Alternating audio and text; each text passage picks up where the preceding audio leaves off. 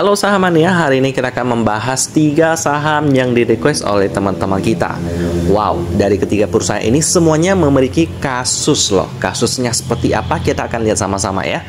Dimulai dari yang terakhir dulu deh. Dari videonya, dari judulnya teman-teman sudah tahu bahwa juara satunya adalah Raffi. Itu perusahaan yang bergerak di bidang kuliner. Lalu ada juga Fire itu bergerak di bidang batubara. Lalu ada yang terakhir yang akan kita bahas adalah Asmi. Ini bergerak di bidang asuransi. Bagaimanakah profil ketiga perusahaan ini? Kita akan bahas dari posisi terakhir dulu, yakni adalah Asuransi Maximus Graha Persada Tbk dengan kode emiten ASMI atau kita panggil aja Asmi. Kita mulai dari beritanya dulu. Beda nasib dari Kresna Life ya. Ini induknya, emiten ini bangkit dan cetak laba. Dari berita sih aman-aman aja, tapi yang bahaya itu adalah induknya, yakni Kresna Life yang izin usahanya dicabut oleh OJK. Kenapa bisa? Nanti kita akan bahas sama-sama ya. Kita mulai lihat dulu profil Asmi ini dari websitenya dulu. Jadi ini mereka adalah perusahaan asuransi. Asuransi yang mendapatkan laba itu dari premi para nasabah polis mereka. So, bagaimanakah fundamental mereka? Ini yang perlu kita ketahui. Karena ini penting. Karena induknya ini mendapatkan kasus di mana mereka tidak mampu bayar polis daripada para nasabah mereka, sehingga mereka hanya dituntut sampai hanya izin usaha mereka itu dicabut. Bagaimana nasabah yang dananya sangkut di Kresna ini, ya apa boleh buat, pastinya susah keluarnya. Kita akan lihat dari pemegang saham terbesar dari Asmi ini, memang masyarakat sih, tapi kita akan lihat pengendalinya ya. Jadi di sini pemegang saham masyarakat memegang 65%, gede banget. Lalu ada asuransi jiwa Kresna memegang 29%. Kita akan lihat sama-sama tentang profil pengendalinya yang satu ini. Jadi ada tentang kronologi kasus Kresna Life hingga dicabut izin OJK. Jadi mereka ini salah investasi ya, investasi di saham-saham gorengan, asetnya jatuh, tidak mampu dicairkan, tidak mampu bayar polis, dan akhirnya dituntut oleh para nasabah, dan sampai sekarang mereka dicabut izin usahanya, gitu teman-teman ya. Itu dia. Dari pengendalinya sih kurang bagus, posisi publik gede, jadi saya taruh di posisi terakhir ya, karena ini kurang bagus. Ini bukan perusahaan yang bagus. Sekarang kita akan lihat laporan keuangannya bagaimana. Memang laba sih Asmi ini, tapi perlu diingat induknya ada kasus hukum. Udah update sampai kuartal ketiga. Di sebelah laporan keuangan, kita lihat dulu bandingkan dengan RT bisnis punya. Cashnya agak tipis di sini ya. Coba kita lihat cashnya di sini 32 miliar. Hutang jangka pendek nggak ada sih, cuman ada total hutang. Tapi kita bisa lihat yang RT bisnis cash ratio 5% doang. Marginnya juga kurang sehat. Di sini bisa dilihat operating profit marginnya minus, itu berarti bisa disimpulkan bahwa mereka di bagian operatingnya itu rugi.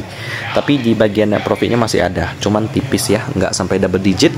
ROE juga nggak double digit, minus sih, kurang bagus. Untuk PR-nya juga kurang, 28 kali, nggak bisa masuk watchlist saya. Jadi kita akan lihat kenapa mereka dari sisi operatingnya bisa rugi. Apakah karena pendapatannya kurang bagus? Kita bisa lihat di sini pendapatan usahanya, ada premi bruto dan lain-lain. Lalu dikurangi dengan beban, dapatlah laba di sini ada 13M ya. Lalu ada pendapatan lain-lain. Lalu ada laba sebelum pajak. Di sini usahanya masih ada laba sih. Berarti coba kita lihat premi reasuransi, pendapatan premi neto. Lalu ada beban klaim bruto, jumlah beban underwriting 191M, dapat hasil underwriting 391M. Lalu ada hasil investasi. Oh, jadi mereka gabung dengan hasil investasi. Kalau tidak ada hasil investasi, mereka rugi, tercatat di sini ya. Karena hasil investasinya itu 13,6 M. Lalu laba rugi usahanya 13,1 M. Jadi bisa dibilang memang dari sisi operasinya rugi tipis ya. Ruginya mungkin sekitar 500 juta. Tapi tetap minus. Oke. Selanjutnya kita akan lihat apa lagi ya. Kayaknya nggak ada lagi yang bisa kita lihat ya. Mereka ini asuransi. Pendapatannya pasti dari asuransi. Paling kita lihat laporan arus kasnya. Di mana dia? Untuk melihat arus kasnya dari mana aja. Dari kegiatan operasi masih minus. Lalu dari kegiatan investasi juga masih minus ya. Pencairan deposito lah, penempatan deposito lah. Lalu untuk pendanaan juga masih minus. Jadi kemungkinan mereka dapat dari investasi saham kali ya, karena di sini ada penjualan saham juga di sini. Overall ASMI ini kurang bagus. Ya banyak kekurangannya lah, dari pemegang sahamnya yang ada banyak kasus, lalu labanya kecil, ya, dan juga usahanya kurang bagus untuk sekarang. Sekarang kita lihat di posisi kedua ada Fire. Ini di bidang batubara. Nama perusahaannya adalah Arfa Energi Investama Tbk dengan kode emiten FIRE atau kita panggil aja Fire. Kita mulai dari beritanya dulu. Izin usaha pertambangan anak usaha dicabut. Oh, ini berita buruk. Sahamnya masih bisa naik. Aneh ya, gorengan nih. Overall dari berita nggak ada kasus hukum yang memberatkan perusahaan sih. Cuman ada juga kasus tentang bagaimana saham mereka itu ada sangkut pautnya dengan kasus ya. Kasus apa nanti kita akan lihat. Kita lihat dari profilnya dulu. Jadi mereka adalah perusahaan dagang yang berfokus pada sumber daya alam khususnya di sektor batubara. Oke, gitu aja sih ya. Mereka juga dapat tambangan. Tapi mereka marahan rugi di 2021-2022. Aneh ya, padahal harusnya cuan pada tahun-tahun itu. Kita akan lihat kenapa mereka bisa rugi. Pertama kita lihat dulu pemegang saham. Posisi publik 48%. Ini sih bisa dibilang aman lah. Cuman kita akan lihat bagaimana tentang profil Aris Munandar yang memegang 36%. Ya, mereka digugat PKPU oleh MBSS. Jadi mereka tidak mampu bayar hutang ya. Lalu kalah banding di pengadilan, emiten investasi Asabri Fire urus kasasi. Jadi mereka ada main nih sama Asabri, Jiwasraya ya. Tapi di sini pemegangnya ada Asabri 15%. Cukup aneh. Ya, gitulah. Digoreng Jiwasraya sampai 14.000 di tahun 2020 ya. Waduh, itu gila sih tahun-tahun itu. Iya kan? Waduh. Ngeri ya. Oke, kita move on. Jadi file ini udah banyak kasusnya, Jiwasraya lah, Asabri lah. Aduh. Oke, kita langsung masuk ke bagian laporan keuangan deh. Nah, ini bisa menjadi bukti kenapa perusahaan yang banyak kasus itu perusahaan yang kurang bagus. Kita akan lihat. Kita mulai dari laporan keuangannya dulu yang sudah update sampai kuartal kedua.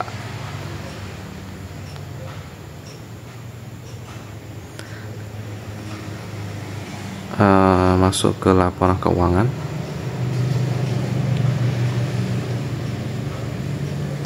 Kita bandingkan dengan yang RT Bisnis punya. Dimulai dari cashnya yang baru 4% ya. Di sini cashnya 5,6 M, hutang jangka pendek 134 M. Marginnya juga masih rugi dia. Sangat parah sih. Kita akan lihat kenapa mereka bisa rugi. Mulai dari penjualan, dikurangi lagi beban, dapat laba bruto, dikurangi lagi beban, dapat rugi dia ya. Jadi penjualannya kok kecil banget, harusnya tinggi ya, karena batu bara ya. Apa yang mereka jual sampai separah itu?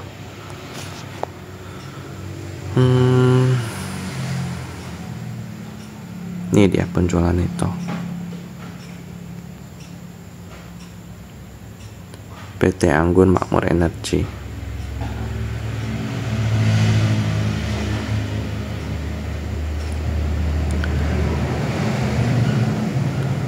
Apa yang mereka jual sampai separah itu? Batu bara kan? Ya harusnya batu bara sih.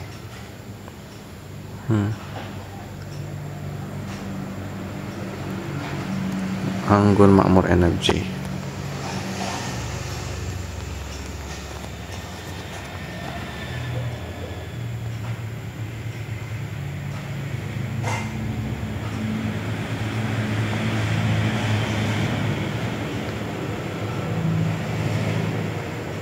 Oke, tidak ada lagi.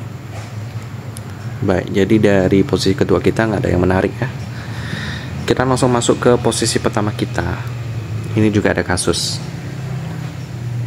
Baik, posisi pertama kita namanya adalah Sari Kreasi Boga Tbk dengan kode emiten RAFI atau kita panggil aja Raffi.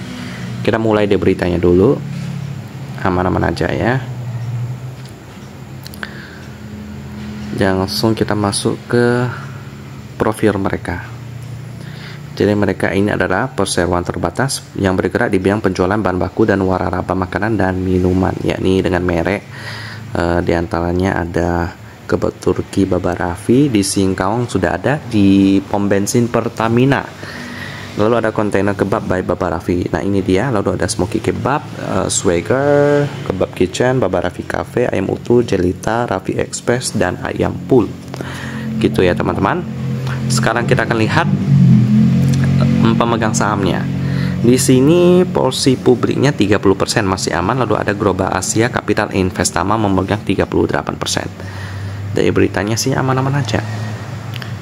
Sekilas tentang Raffi ini nggak ada kasus ya, tapi bisa dibilang awal-awal pembentukan daripada Raffi ini ada prosesnya. Jadi awalnya Kebab Baba Raffi itu kan didirikan oleh sepasang suami istri ya, yakni adalah Hendy Setiono dengan mantan istrinya Nilam Sari. Di sini dia ada pegang 4,7% ya, mantan istri daripada Hendy Setiono, Nilam Sari. Dan akhirnya karena ada masalah di dalam keluarganya dan akhirnya mereka pecah. Akhirnya perusahaan ini juga dipecah dan akhirnya dari istrinya ini Nilam Sari, mantan istrinya itu membuat perusahaan baru, yakni adalah Raffi ini ya, yakni Sari Kreasi Boga Tbk ini. Jadi ya bikin lalu memegang 50% gitulah saham daripada Kebab Baba Raffi dan mereka berjalan sendiri-sendiri gitu teman-teman. Yap, jadi saya nggak bakal bahas lebih detail. Untuk lebih detailnya nanti teman-teman bisa cari sendiri ya. Nah, tentang Hendy Setiono dan Nilam Sari. Kita langsung masuk ke bagian laporan keuangannya aja deh. Kita akan lihat labanya ini tinggi banget. Kenapa bisa tinggi banget? Kita akan lihat sama-sama. Padahal sebelumnya tidak segede itu. Kita lihat di kuartal keduanya. Di ini Raffi Q2. Saya sudah download dan sudah lihat. Cashnya ini memang cuma 31%. Kenapa? Ya, cashnya agak tipis. Cuman ekuitasnya cukup tinggi. Di sini cashnya 9M. Lalu untuk hutang jangka pendek 28M. Jadi masih lebih gede hutang jangka pendek. Ini kurang bagus ya. Cuman marginnya di sini ROE-nya juga bagus. PR-nya juga bagus sekali, 0,7 kali, harganya gocap. Kok bisa sih? Kita akan lihat ya, apa yang membuat pendapatan Raffi ini meningkat pesat. Di sini ada pendapatan dikurangi beban, dapat laba kotor dikurangi beban usaha, dapat laba usaha 17M. Lalu ada juga pendapatan lain-lain. Ini yang paling gede dapat dari revaluasi pembelian properti investasi 89M. Dan akhirnya mereka mendapatkan laba sebelum pajak yang gede banget 105M. Wow, oke. Kita akan lihat sama-sama dari pendapatannya dulu deh. Ini tetap ada laba sekitar tadi laba usaha 17M ya, lumayan. Pendapatannya datang dari mana aja, kita skip di nah ini dia, dari pendapatan bahan baku dan bahan pembantu itu 208M ya. Jadi mereka ini buka franchise, jadi franchise-nya itu mengestok bahan baku itu dari mereka. Misalnya nih, saya beli franchise Baba Raffi, saya ambil bahan baku sama mereka juga. Jadi mereka cuannya dari sana juga, bukan hanya jual biaya franchise. Gitu teman-teman ya, cuannya di sana. Pendapatan waralaba malah kecil di sini, cuma 338 juta di sini ya. Paling gede itu dari bahan bakunya. Cuan banget di sana. Margin dari operasinya juga cukup tinggi, 17%. Wow, oke, bisnis makanan ya. Memang kadang-kadang marginnya juga bisa tebel banget. Jadi dari pendapatan lain-lainnya kayak tadi evaluasi aset mereka itu, aset apa yang mereka cuan banyak. Kita akan bisa lihat di bagian pendapatan ya. Arus kas maksud saya. Di sini arus kasnya dari penerimaan dari pelanggan, dari kas dari pelanggan cukup gede. Di sini nggak tercatat untuk asetnya. Mungkin kita carinya di properti investasi. Nah ini dia. Jadi mereka memiliki tanah dan bangunan yang dievaluasi dan tinggi banget ya, yakni tanah penambahannya 117 M. Jadi overall dari Raffi ini dari sisi operasinya cukup oke. Dari net profitnya juga cukup oke. Jadi sementara Raffi ini saya bisa katakan bisa dipantau sih, apalagi mereka harganya gocap sekarang.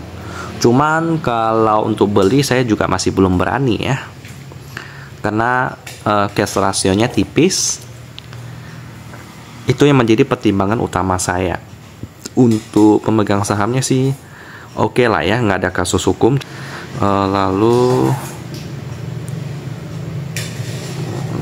Lalu gitu aja sih, usahanya sih oke. Jadi untuk Raffi ini boleh dipantau tapi harus hati-hati ya. Jadi kita aja untuk pembahasan 3 perusahaan ini, semoga bisa membantu. Saya tutup dan kita ketemu lagi di video selanjutnya.